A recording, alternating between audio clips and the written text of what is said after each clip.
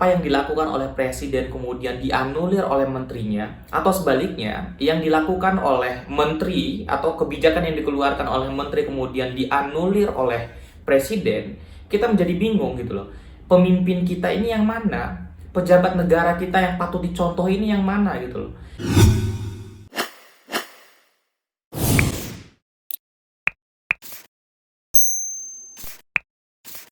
Halo, kembali lagi bersama Yusril Izzam Hendra. Teman-teman semua, di konten kali ini kita akan membicarakan berkaitan dengan perilaku dari pejabat negara kita beberapa hari sebelum dilaksanakannya Idul Adha. Kita tahu bahwa di beberapa daerah ya yang kemudian masuk di zona merah, maka penyelenggaraan ibadah seperti Idul Adha tidak bisa kita laksanakan dengan normal atau mungkin ditiadakan. Tetapi terlepas dari itu semua, beberapa hari belakangan ada sesuatu hal yang menarik yang menurut saya perlu untuk kita bicarakan, yaitu berkaitan dengan perilaku dari pejabat negara kita.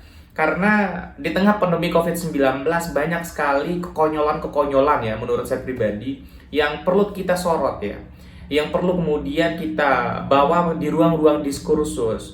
Karena ini adalah pejabat negara, bagaimanapun mereka itu kan pejabat negara. Ya, labeling pejabat negara yang ada di pundak mereka akan bawa kemanapun dan sampai kapanpun gitu, semasa jabatan itu masih melekat pada diri mereka. Sehingga apapun aktivitas mereka, ya, apapun tweet-tweet mereka yang disorot kamera atau tidak tersorot kamera itu menjadi sesuatu hal yang menjadi fokus dari publik kita. Bukan hanya tweet-tweet, bahkan ngoroknya presiden, ngoroknya pejabat negara di Indonesia itu menjadi sesuatu hal yang memang harusnya dikonsumsi oleh publik. Kenapa? Karena 24 jam presiden itu dijaga oleh Pas Pampres. Pas Pampres itu adalah pasukan pengaman presiden yang digaji atau dibiayai melalui anggaran negara. Sama seperti pejabat-pejabat lainnya yang menikmati fasilitas negara. Sehingga setiap aktivitas yang mereka lakukan, semasa mereka itu menjadi pejabat negara, maka mereka bertanggung jawab terhadap ruang-ruang publik. Bertanggung jawab terhadap pencerdasan publik Indonesia. Beberapa hari belakangan kita bisa lihat banyak sekali aktivitas dari pejabat negara kita yang justru seakan-akan tidak mencerdaskan ruang-ruang publik kita, tetapi yang ada justru menurunkan kualitas kecerdasan dari publik kita. Bukan hanya soal informasi apa yang mereka keluarkan, tetapi etika mereka ketika mereka menjalankan kewenangan yang ada di pundak mereka. Bayangkan misalkan ada semacam ketidakkonsistenan yang ditunjukkan oleh pejabat negara kita. Di tengah pandemi COVID-19 kita tahu memang seluruh pejabat negara itu keteteran ya untuk menangani pandemi COVID-19. Bukan hanya karena masyarakat yang tidak mematuhi protokol kesehatan, tetapi ada semacam kegagalan dari kemampuan kekuasaan memberikan solusi terhadap masalah pandemi COVID-19. Kita tahu bahwa kegagalan itu berdampak pada ketidakpercayaan rakyat terhadap teratasinya pandemi COVID-19. Pernyataan seperti apa yang saya sampaikan ini tentunya tidak berlebihan atau tidak berdasarkan asumsi belaka, tetapi kita bisa melihat di saluran-saluran publik, misalkan di televisi, di media sosial, banyak sekali kemudian justru pejabat negara kita mempertontonkan kekonyolan di tengah pandemi COVID-19. Harusnya memang kekonyolan-kekonyolan itu harusnya diminimalisir oleh kekuasaan. Jadi kesalahan-kesalahan itu harusnya diminimalisir oleh kekuasaan agar kemudian rakyat benar-benar bisa merasakan dampak positif dari kebijakan yang dirasakan oleh masyarakat. Saya ingin sampaikan, jadi yang positif itu bukan hanya masyarakat yang terjangkit oleh pandemi COVID-19, tetapi harusnya dampak dari kebijakan yang dikeluarkan oleh kekuasaan kepada masyarakat itu harusnya positif nilainya. Bukan hanya COVID-19 yang memberikan dampak positif kepada masyarakat, sehingga masyarakat benar-benar merasakan adanya kehadiran dari negara. Masyarakat benar-benar merasakan adanya pengayoman dan perlindungan dari negara. Hari ini, ya, selain kita memang sedang menghadapi krisis kesehatan, kemudian krisis ekonomi, kita juga seakan-akan sedang menghadapi krisis leadership, krisis kepemimpinan. Ya, di tengah badai pandemi COVID-19 yang begitu kuat, kita juga membutuhkan kepemimpinan yang kuat. Kita membutuhkan kemampuan mengeluarkan kebijakan, ya, sehingga sistem kesehatan kita itu bisa dibangun secara kuat sehingga masyarakat benar-benar merasakan dampak positif tadi. Bukan hanya pandemi COVID-19, tapi kebijakannya berdampak positif terhadap keberlangsungan kehidupan masyarakat. Nah, ini menjadi penting. Jangan justru kemudian pejabat negara kita itu saling menunjukkan perilaku-perilaku yang tidak konsisten satu sama lain. Misalkan seperti yang terbaru, ya, tweet dari Pak Mahfud MD, kemudian yang men-tweet menonton sinetron, tidak keluar rumah, sebaiknya menonton sinetron saja. Ini menunjukkan bahwa beliau mengajak masyarakat agar ya sebaiknya di rumah saja. Aktivitas yang kita bisa lakukan di rumah ya nonton film gitu loh, nonton sinetron. Contohnya Ikatan Cinta misalkan. Saya nggak promosi film Ikatan Cintanya, tetapi yang ingin saya komentari adalah aktivitas beliau. Karena beliau ada pejabat negara, maka sorot kamera itu bagaimanapun pasti akan menyorot beliau, aktivitas beliau, tweet beliau. Tetapi tweet beliau, ajakan beliau sebagai seorang menteri, ini seakan-akan dianulir oleh aktivitas yang ditunjukkan oleh presiden gitu loh. Atasan beliau, ini menjadi menarik sekali nih. Presiden justru ya tidak berselang lama dari tweet dari Pak Mahfud MD, justru melakukan belusukan untuk membagikan sembako.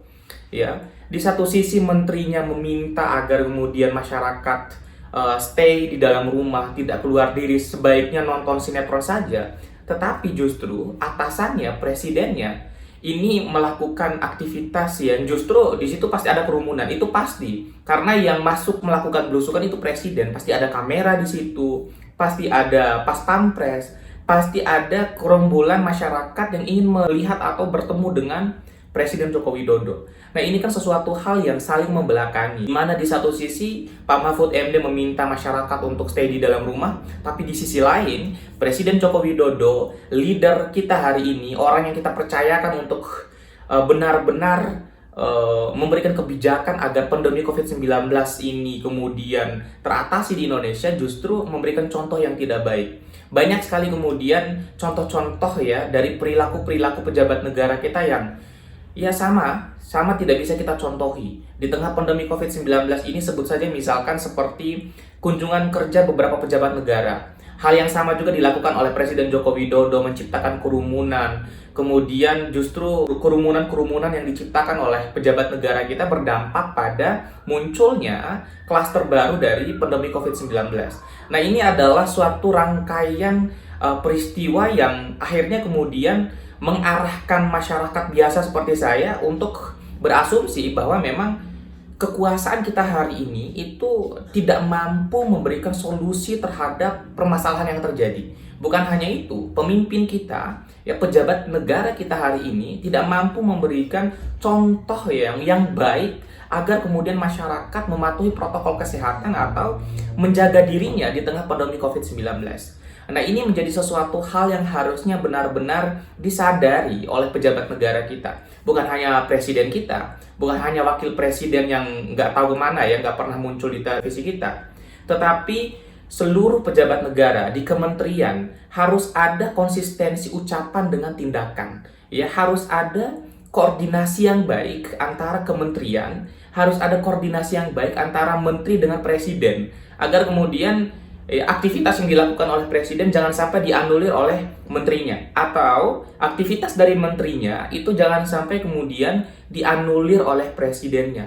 Dan bila keadaannya selalu seperti ini, apa yang diucapkan atau apa yang dilakukan oleh presiden kemudian dianulir oleh menterinya, atau sebaliknya yang dilakukan oleh menteri atau kebijakan yang dikeluarkan oleh menteri kemudian dianulir oleh presiden, kita menjadi bingung gitu loh.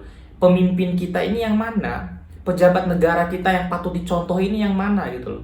Jangan sampai kemudian posisi presiden diambil alih oleh menteri, ya, atau mungkin ya saya nggak paham lah.